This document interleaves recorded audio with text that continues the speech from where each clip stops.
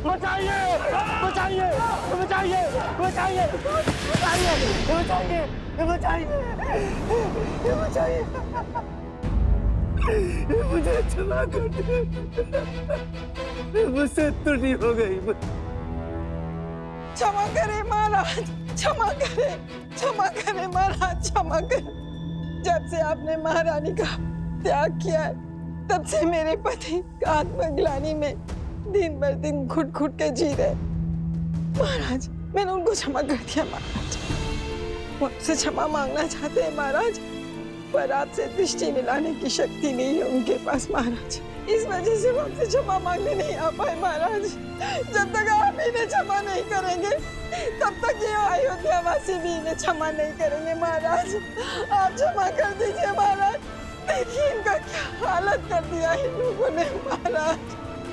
मुझे क्षमा कर दीजिए, मुझसे त्रुटि हो गई महाराज, कदा भी ऐसा नहीं करूंगा।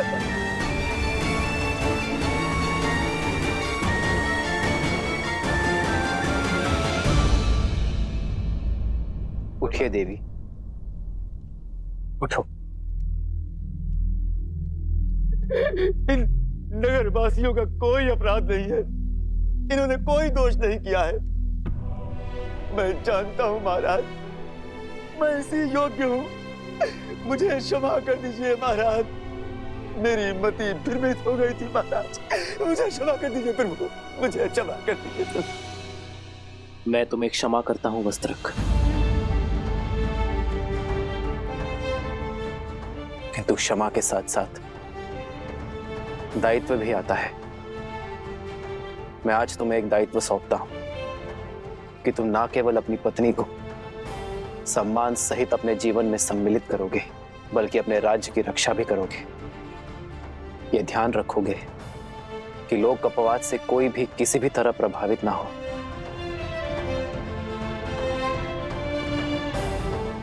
वस्त्रक, अब मेरे साथ साथ तुम भी राज्य की सेवा का दायित्व उठाओगे।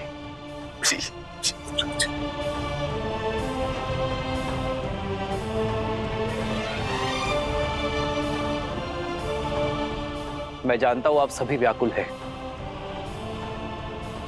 किंतु अराजकता किसी समस्या का हल नहीं। यदि आप कुछ करना ही चाहते हैं तो अयोध्या को कर्म और धर्म की पराकाष्ठा बनाने की यात्रा में अपना सहयोग दीजिए। इस राज्य को राम राज्य बनाने में सहायता कीजिए। कहिए, क्या मेरी अयोध्या की प्रजा मेरी सहायता करेगी? अवश्य सहायता करेंगे महाराज, हम लोग भी अपनी तरफ से पूर्ण सहायता करेंगे। महाराज, आपका बहुत बहुत आभार। अब मैं किसी के बहकावे में नहीं आऊंगा। मुझे स्मरण है, कोई धूर्त वृद्ध ब्राह्मण का भेष बदलकर आया और मुझे भ्रमित करके चला गया।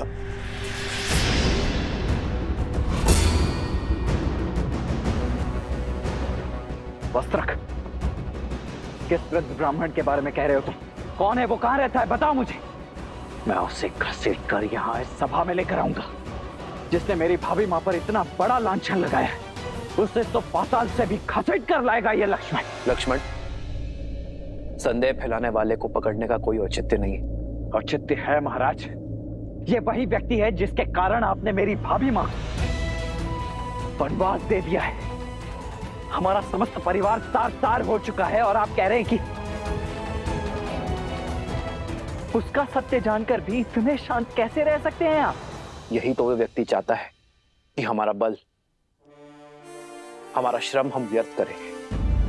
हमें हमारी शक्ति, हमारे बल को लोक अपवाद फैलाने वाले को पकड़ने में नहीं, बल्कि स्वयं और राज्य को इतना सशक्त बनाने में लगानी चाहिए कि भविष्य में कोई भी लोक अपवाद हमें प्रभावित ना कर सके।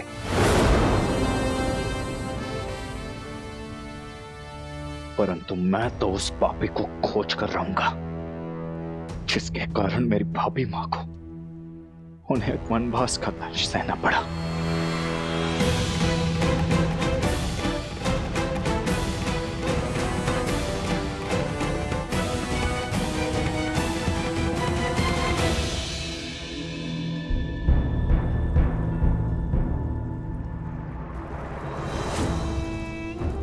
उत्तम नहीं, अति उत्तम उत्तर दिया है उस राम ने मेरे छल का। करुणा और त्याग का आवरण ओढ़कर छल का ऐसा लट्टू फेंका है कि सब चारों खाने चित त्याग का डंका बजाकर पुनः अयोध्या का प्रेम पा लिया। बड़ा चतुर निकला ये सूर्यवंशी, पर मैं भी सहस्त्रमुख रावण हूं। सहस्त्रमुख रावण, छल के हर खेल का महारथी।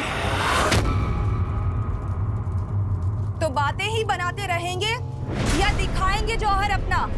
वहां धर्म का स्वरूप वो राम राज्य बना रहा है, अनंत काल तक पूजे जाने का मार्ग प्रशस्त कर रहा है, और तुम एक क्षण की ये जीत का उत्साह मना रहे हो। मूर्ख, असुर तो हो, बलवान पर बुद्धिहीन। परिस्थिति चाहे घर के भीतर की हो या राज्य के अंदर की, रणनीति सदा ही उभरती परिस्थितियों की प्रतिक्रिया होती है। तो फिर इस परिस्थिति से लड़ने के लिए तुम्हारे पास क्या योजना है भैया? यात्रा, अपनी माया से सीता को खोजने की तीर्थ यात्रा। और उसके बाद मुझे उसे खोजना है जो मेरी योजना का सहायक बने, अपने प्राणों की आहुति देकर मेरे लिए सफलता की सीढ़ी बने। कौन? धीरज रखो प्रिय बहन, धीरे धीरे तुम्हें सब दिखाई और सुनाई देने लगेगा। आशा करती हूँ कि इस बार जीत तुम्हारी ही होगी, और यदि नहीं हुई तो इस प्रतिशोध की पतवार मुझे ही थामनी होगी।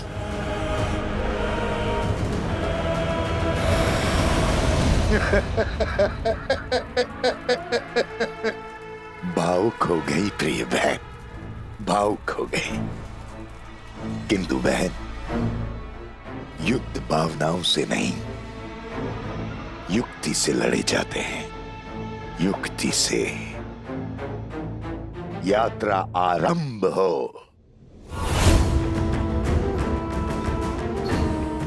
वो यात्रा जो सीता तक जाकर पूरी होगी। मैं आ रहा हूं देवी सीता, मैं आ रहा हूं।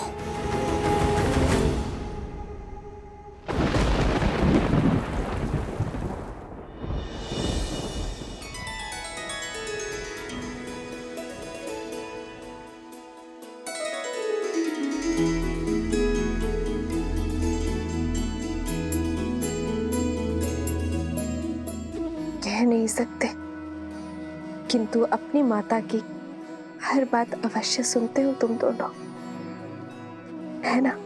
तो चलो, आज तुम्हें अपने प्रभु की लीला सुनाती हूँ। राजा राम से तुम्हारा परिचय करवाती हूँ। वो राजा राम जिनकी भुजाओं में जितना बल है, उससे अधिक प्रेम उनके हृदय में है। अपनी प्रजा को अपने परिवार से ऊपर रखने वाले शासक।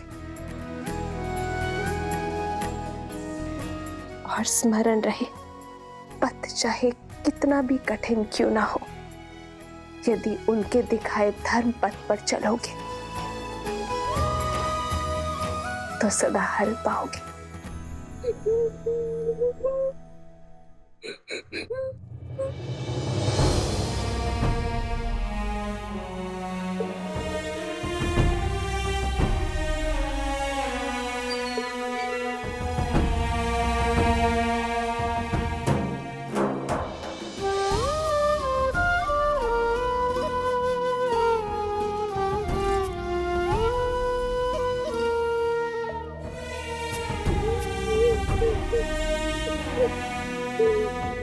तुम रो क्यों रहे हो? इस सुंदर मुख पर मुस्कान कैसे आएगी? आप भुवन देवी है ना? देवी अर्थात ईश्वर। आपके पास तो अथाह शक्तियां होंगी। क्या आप मेरी माता को ला सकती हैं?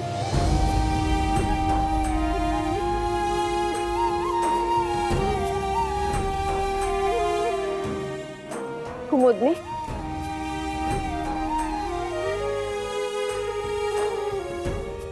ये बालक कौन है और इसकी माता को क्या हुआ? वो शांडिल्य है। 2 वर्ष पहले एक दिन उसकी माता वन में गई और फिर कभी नहीं लौटी। वो तब से अपनी माता की प्रतीक्षा कर रहा है। वो नहीं जानता कि उसकी माता को लवणासुर राक्षस ने खा लिया है। अब वो कभी नहीं लौटेंगी। लवणासुर?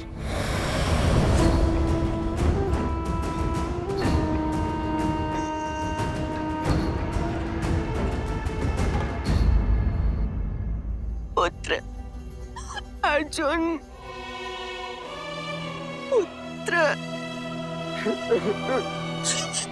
पुत्र अर्जुन, तुम कहीं नहीं जाओगे। सुना तुमने? तुम कहीं नहीं जाओगे।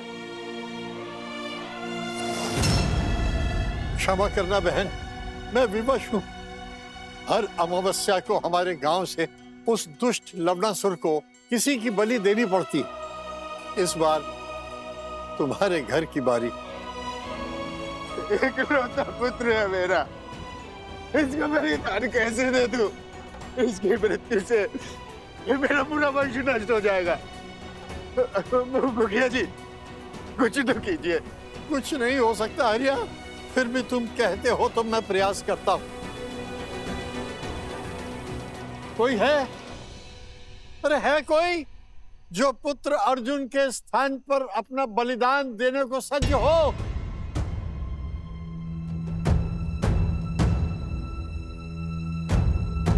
से कुछ ही दूर कौशल राज की सीमाओं के बाद एक नगर है, मधुपुरी। लवणासुर वहीं का राजा है। वो मनुष्यों का आहार करता है और कभी कभी कौशल की सीमाओं के पास आक्रमण कर मनुष्यों को खा जाता है।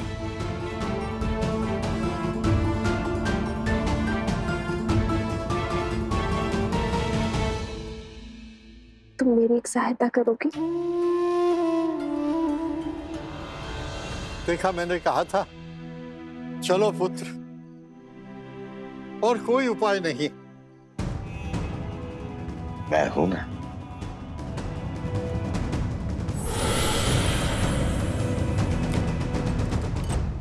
रुक जाओ।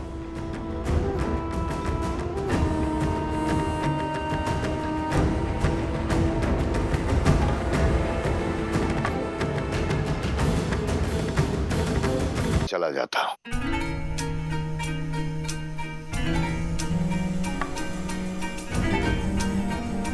तीर्थ यात्रा पर जा रहा, मुक्ति पाने।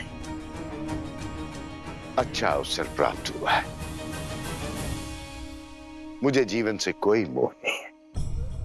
मैं सच्ची हूं। प्राणों की आहुति तो देनी पड़ेगी।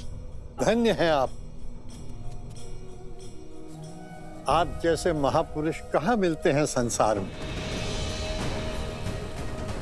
आपका बहुत बहुत धन्यवाद।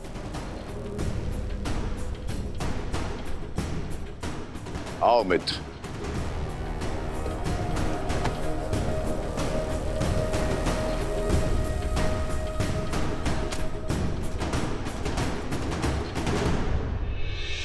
चलो मित्रा, मार्ग सरल नहीं होगा, अंत तक पहुंचना है। सिया राम के।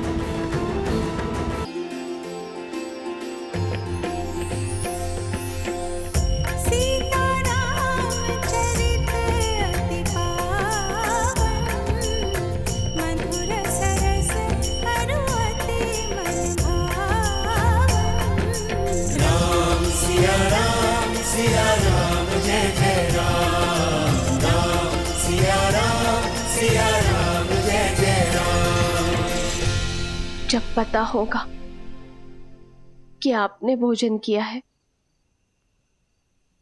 तभी मुझे तृप्ति मिलेगी आर्य। तभी मुझे भोजन करने की इच्छा होगी कि आपके कंठ से ग्रास न उतरने का विचार ही मुझे भयभीत कर रहा है आर्य।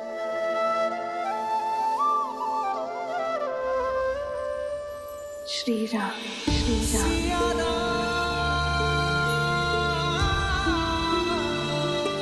सीते,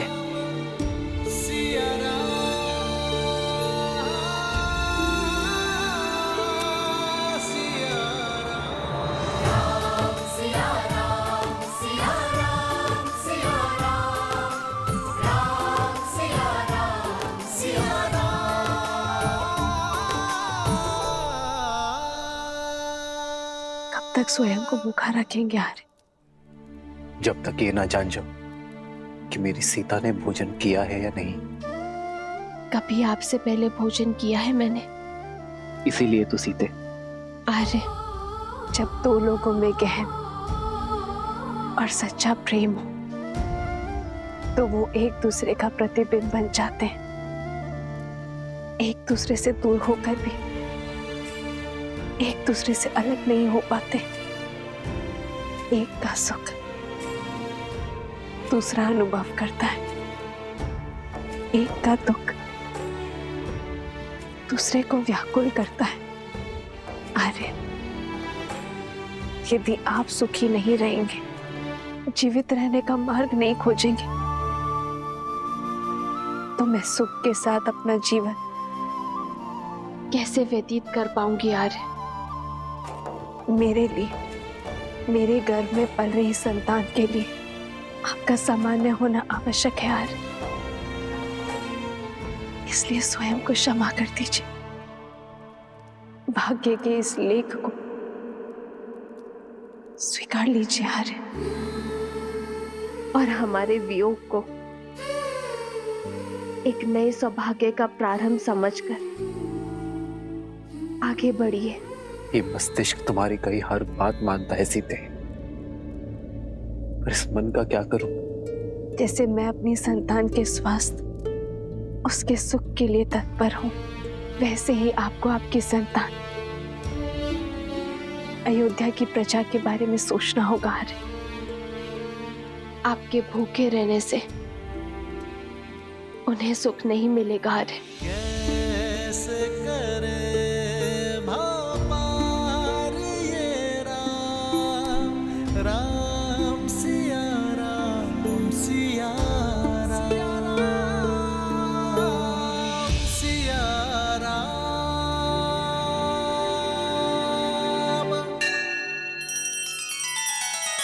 श्री रामचंद्र कृपालु भजु मन हरण भव भय दारुणम नव कंज लोचन कंज मुख कर कंज पद कंजारुणम।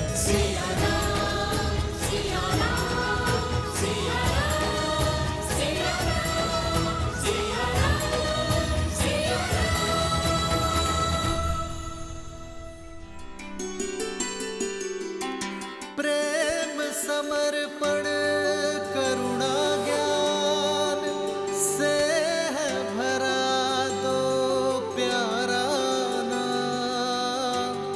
जय सिया राम, जय जय सिया राम, जय सिया राम, जय जय सिया राम। मैं जानता हूं सीते, जब तक मेरे मुख में ग्रास नहीं जाएगा तब तक तुम भी नहीं खाओगी। इसलिए मैं अपना व्रत तोड़ता हूं, तुम भी खा लो सीते।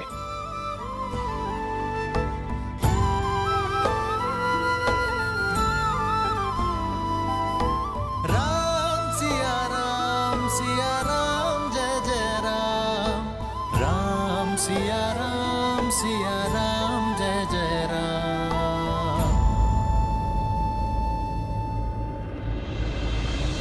जन्म जन्म का है ये संगम, राम रतन सीता वैभव धन। लगता है आपने भोजन ग्रहण कर लिया है आर्य।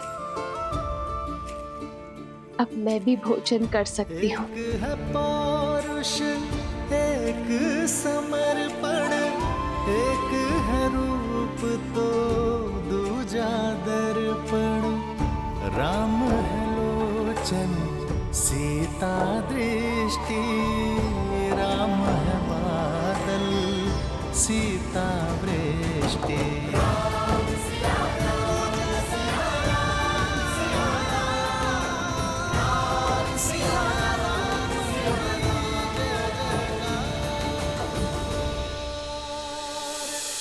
बताओ बताओ बताओ।